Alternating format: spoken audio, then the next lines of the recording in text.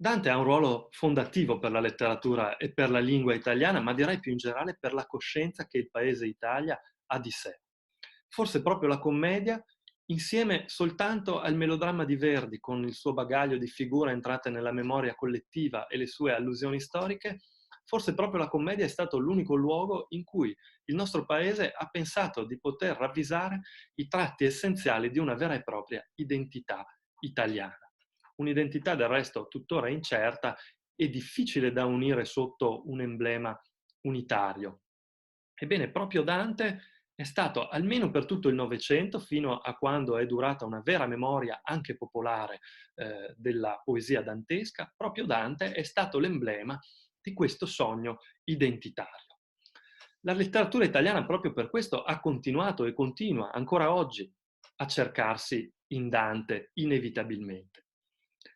La grande letteratura, soprattutto la grande poesia moderna, ha capito, si è accorta che Dante ha continuato a parlare ai secoli e continua a parlare anche alla nostra epoca.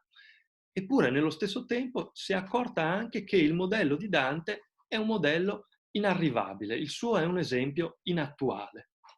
Di questa situazione, diciamo, ambigua, necessità di Dante e però insieme sua inarrivabilità, di questa situazione ambigua si è accorto forse meglio di tutti il più grande poeta italiano del Novecento, Eugenio Montale, che da qualche parte ci ha offerto una metafora molto bella anche perché molto diretta del rapporto della nostra epoca con Dante. Montale scrive così: Dante ha fatto il pieno, come direbbe un automobilista, e per gli altri, cioè per quelli venuti dopo di lui, la benzina è stata scarsa.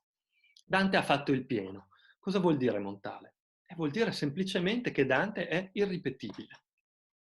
Attenzione dunque, sembra anche dirci Montale implicitamente, attenzione a farne troppo facilmente e troppo velocemente un nostro contemporaneo. Dante ci affascina proprio perché non è come noi, ma è diverso da noi.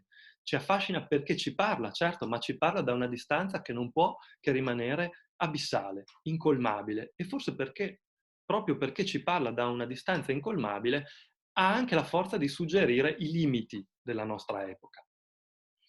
Non a caso, proprio dove sono emersi più forti i limiti del nostro tempo e la tragedia del nostro tempo, non a caso proprio lì Dante è diventato un punto di riferimento ancora più forte.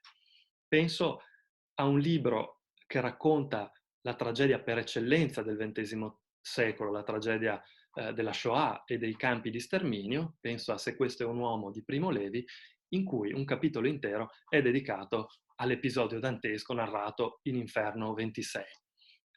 Ed è suggestivo come nell'inferno del lager, nell'inferno di Auschwitz, Primo Levi scriva che nei versi di Dante gli pareva di intuire, leggo, il perché del nostro destino, del nostro essere qui, cioè in quel campo di concentramento, oggi.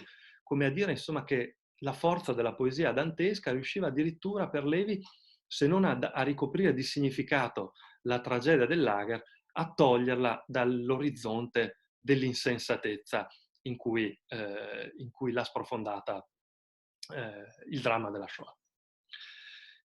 Letteratura dunque come ricerca di identità e anche come bisogno di etica. Questo funziona direi non solo in Italia.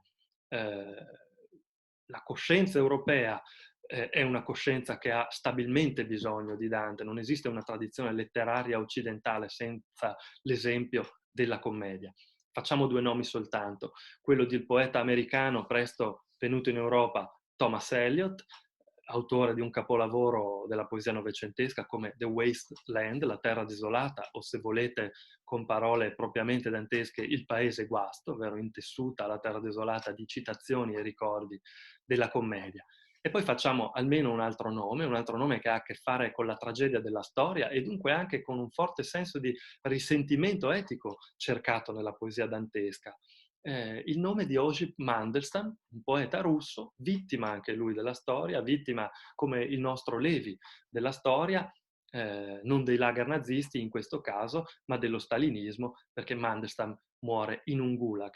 Ebbene, Mandelstam è necessariamente, diciamo, aggrappato e indebitato con la commedia dantesca, sia nella sua stessa poesia, sia nelle splendide pagine critiche che dedica al poema dantesco.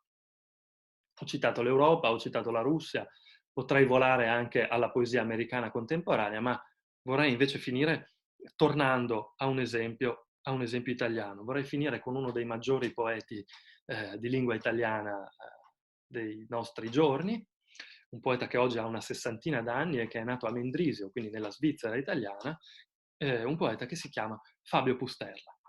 È un poeta da sempre affezionato a Dante, come testimonia il titolo della sua raccolta più recente, che è del 2018, così abbiamo anche un esempio vivo della presenza letteralmente contemporanea della poesia dantesca, un libro del 2018 che si intitola Cenere o Terra. Cenere o Terra, il lettore dantesco si accorge che è una citazione dal canto nono del Purgatorio. È un canto in cui Virgilio dovrà rassicurare Dante sulla bontà del suo cammino. È un canto qui in un certo modo, diciamo, riscritto da par suo, da Fabio Pusterla, e allora finisco leggendo questi versi, sperando che proprio i versi danteschi di Pusterla possano in qualche modo rassicurare noi in questi tempi non semplici. Cenere o terra, luce semplicemente, trama di luce che si arresta per un attimo nell'onda dei capelli traversati dal vento. Lo sterro si modella in collina, i nostri nomi sono stati scolpiti sul legno, un cammino si è compiuto. La strada che prosegue fa un po' meno paura.